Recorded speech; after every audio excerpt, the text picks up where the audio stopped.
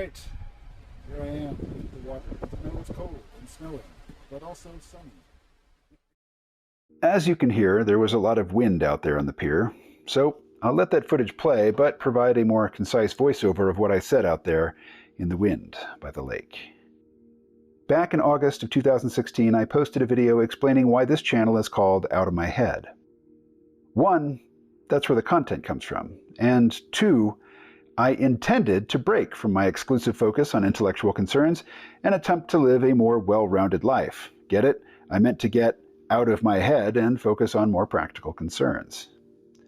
Well, I've surely failed on that second point. Given who I am and where I come from, that may have been an unrealistic goal, but now, 6 years later, circumstances are such that I can't bring myself to follow, much less comment on any of those big-picture topics that occupied my mind until just recently. Right now, I'm not remotely interested in politics, the cultural struggle, technological disruption, or any concerns that are bigger than me and my little life. Sooner or later, hopefully sooner, but I'm not rushing, I will take an interest in that stuff again, but for now, I have 0 fucks to give.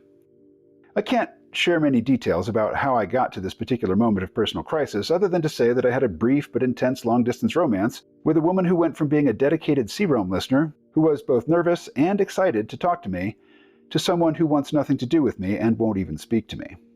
All in a span of just over 2 months. Rose, my previous long-distance romance of 2 years, also won't speak to me. Clearly, I've got some shit to work through before I try again with someone new. To that end, I am getting some therapy. My employer will pay for 6 sessions, so I will do 6 remote sessions.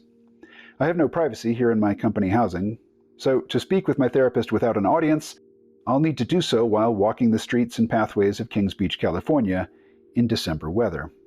I have no clue as to how that will go, but I'm willing to give it an honest-to-God shot.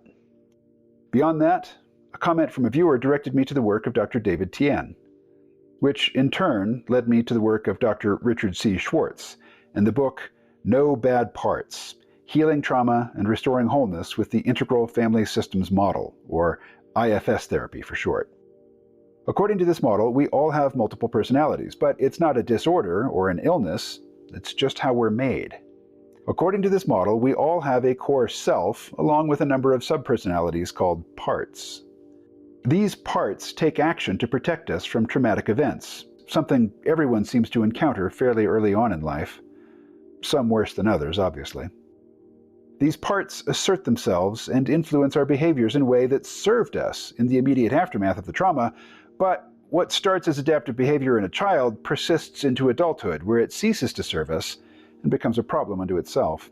The behavioral responses range from bouts of explosive rage and violence to hypersexuality, drug-seeking, and self-harm. These subpersonalities are not bad parts. There are no bad parts. These are parts of us that were made for other purposes.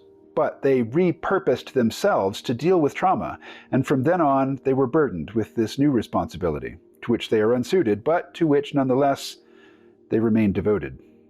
If we can unburden these parts and allow them to serve their intended function, they go from being vulnerabilities to sources of strength. The audiobook of No Bad Parts includes exercises meant to locate and get to know the various parts and the cooperative networks they form with one another. So far, these exercises have revealed nothing specific about my own psyche, but I will keep at it and maybe seek out an IFS practitioner in the future.